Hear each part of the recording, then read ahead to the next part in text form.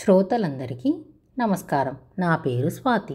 ఈరోజు చందమామ కథల 63వ సంచిక సెప్టెంబర్ 1952లోని 6వ కథ మరుల మాతంగి. లక్ష్మీదేవి కుమారుడు మన్మధుడు. మన్మధుడు మగవాళ్ళల్లో కల్లా అందమైనవాడు. కొడుక్కి తగ్గ కోడలు కావాలని చెప్పి లక్ష్మీదేవి ఆడపిల్లల్లో కల్లా అందమైన రతీదేవి అనే అమ్మాయిని తెచ్చి పెళ్లి చేసింది. మన్మధుడు రతీదేవి ఎంతో ప్రేమగా ఉండేవారు. ఒక మాట దంపతులలో పేచీ వచ్చింది. పేచీలో తప్పు మన్మధుడిదే కనుక ఎన్ని విధాల బ్రతిమాలినా రతీదేవి కోపం చల్లారలేదు. లాభం లేదనుకొని మన్మధుడు ఒక అడవికి పోయి దిగులుగా కూర్చున్నాడు. అక్కడ అతని స్నేహితుడు అనిలుడు తారసపడి దిగులుకి కారణం అడిగాడు. మన్మధుడు చెప్పాడు. అందుకు అనిలుడు, ఈ అడవిలోనే మరుల మాతంగి అనే తీగ ఒకటి ఉంది. అది సప్తవర్ణాలతో మిలమిలలాడుతుంది. దాని నిండా పుష్పాలుంటాయి. ఆ పువ్వులలో ఉండే మకరందాన్ని తెచ్చి నీకిస్తాను.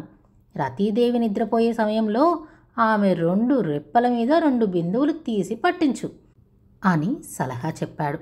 ఆవిడ మేలుకొని కళ్ళు తెరిచే వేళకల్లా నువ్వు ఎదురుగా కాచుకొనుండాలి.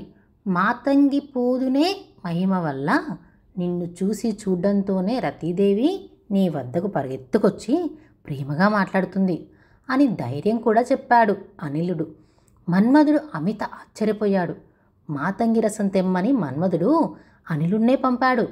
అనిలుని కోసం అతడు ఎదురు చూస్తూ కూర్చునేటప్పటికీ తపనా తపనా నన్ను వదిలి వెళ్ళిపోకేం అంటూ స్త్రీ కంఠస్వరం వినిపించింది. మన్మధుడు తిరస్కరణీ విద్య నేర్చినవాడు.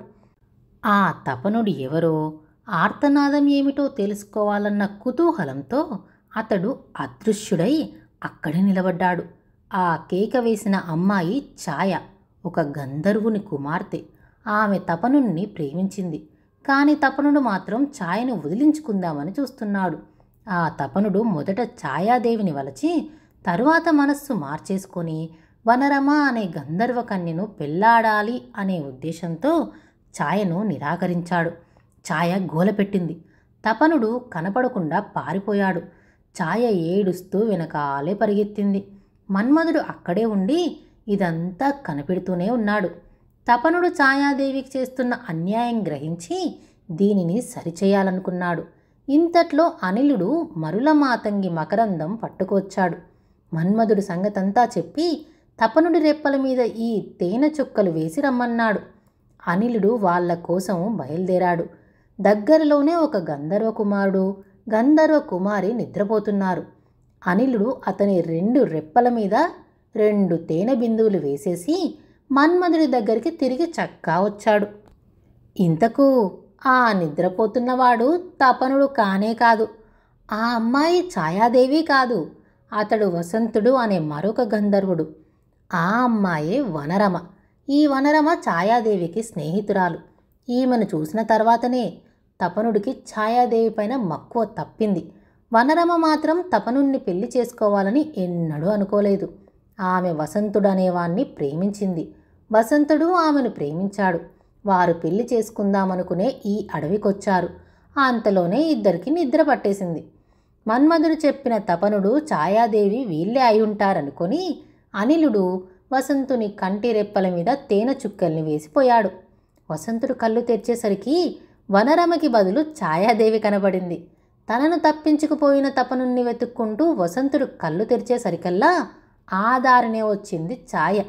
ఇంకేముంది, మాతంగి ప్రభావం వల్ల వసంతుడు పెళ్లి చేసుకుందామనుకున్న వనరమ మాటే మర్చిపోయి ఎదుట ఉన్న ఛాయను ప్రేమించాడు. ఛాయాదేవికి ఆశ్చర్యం, దుఃఖం ఒక్క మాటుగా వచ్చాయి. తన స్నేహితురాలైన వనరమని పెళ్లి చేసుకుంటానన్న ఈ వసంతుడు తనను పలకరిస్తున్నాడేమిటి? దుర్మార్గుడు, ద్రోహం తలపెడతాడా అనుకొని వసంతుడికి దొరకకుండా ఛాయ గబగబా పారిపోయింది. ఆమెను వెతుక్కుంటూ వసంతుడు బయలుదేరాడు. వసంతుడు వెళ్ళిపోయిన చాలాసేపటికి వనరమకు మెలకువ వచ్చింది. లేచి చూస్తే వసంతుడు లేడాయే. గుండె గుబేలుమంది. అడవి అంతా కలియదిరిగింది. వసంతుడు కనబడనే లేదు. బదులుగా ఛాయను తప్పించుకు వచ్చిన తపనుడు కనబడ్డాడు. అతడు వనరమను చూడ్డంతోనే సంతోషంతో, వనరమా నీకోసమే ఆ ఛాయను వదిలిపించుకొచ్చాను అని అన్నాడు. ఈ మాటకు వనరమ్మ ఒళ్ళు మండిపోయింది. ఛీ, దుర్మార్గుడా! నా స్నేహితురాలనే ఛాయకు మోసం చేయటమే కాకుండా నాకు ద్రోహం తలపెట్టదలిచావా? ఏడి నా వసంతుడు? నువ్వే మాయం చేశావు, చెప్పు ఏం చేశావో అని గద్దించింది. తపనుడు విస్తుపోయి, వనరమా, ఒట్టు సరి, వసంతుడి సంగతి నాకు తెలియనే తెలీదు అంటూ అక్కడ నిలబడక వెళ్ళిపోయాడు. వసంతుణ్ణి వెతుక్కుంటూ వనరమా వెళ్ళింది. ఆ దారినే ఆకాశ మార్గాన పోతున్న మన్మధుడు ఈ సంభాషణంతా విన్నాడు. అనిలుడు చేసిన పొరపాటు తెలుసుకున్నాడు.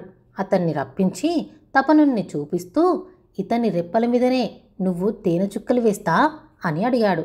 అనిలుడు తపనుణ్ణి పరికాయించి చూసి, ఇతడు కాదు, ఈ అమ్మాయి మాత్రం ఆ అమ్మాయే అని అన్నాడు. అరెరే, సరే, అయ్యిందేదో అయ్యింది.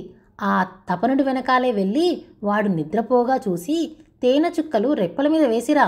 ఆ ఛాయ ఎక్కడుందో వెతికి ఇతడు లేచే వేళకి ఆమెను ఇతని కళ్ళ ముందు నిలబెట్టు అన్నాడు మన్మధుడు. చేసిన తప్పు సర్దుకోవడానికని అనిలుడు తపనుణ్ణి అనుసరించి ఆకాశ మార్గాన వెళ్ళాడు. కొంత దూరం వెళ్ళాక తపనుడు అలసిపోయి ఒక చోట పరుండి నిద్రపోయాడు. అనిలుడు అతని కంటి రెప్పల మీద మాతంగి బొట్లు వేసి ఛాయని కనిపెట్టి తీసుకువద్దామని వెళ్ళాడు.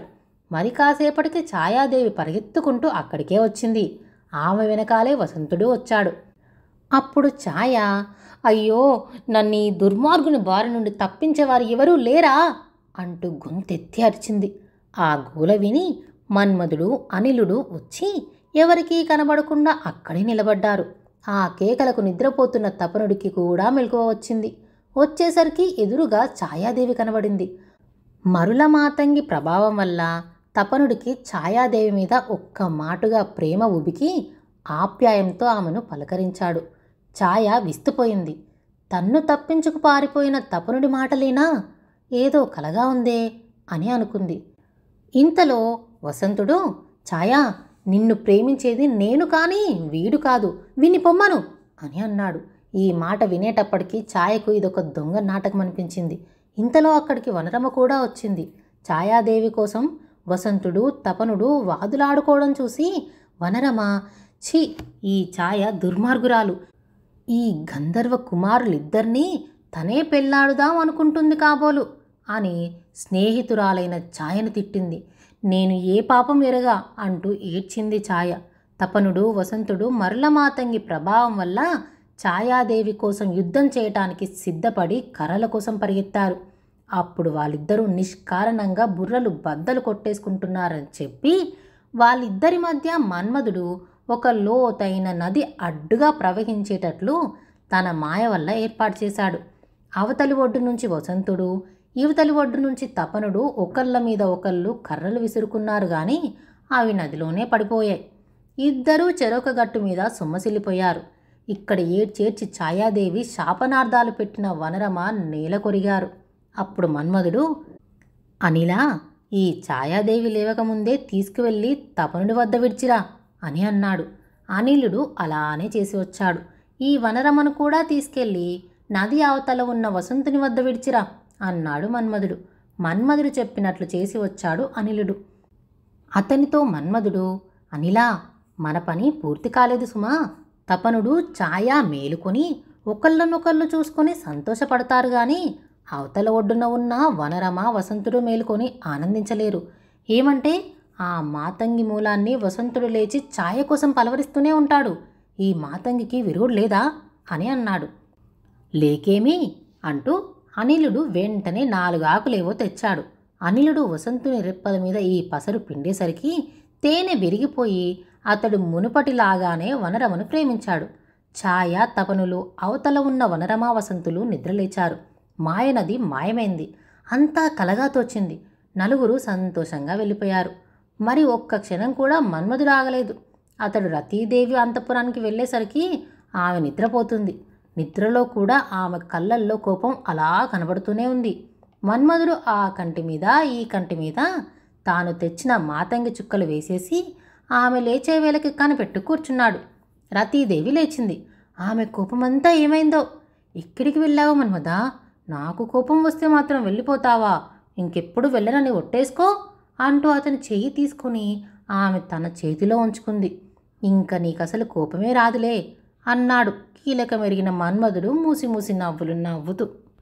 ఈ కథ రాసినవారు పాలంకి వెంకటరామచంద్రమూర్తి, మద్రాసు. ఇలాంటి మరెన్నో కథలు వినాలంటే ఈ ఛానల్ని సబ్స్క్రైబ్ చేసుకోండి.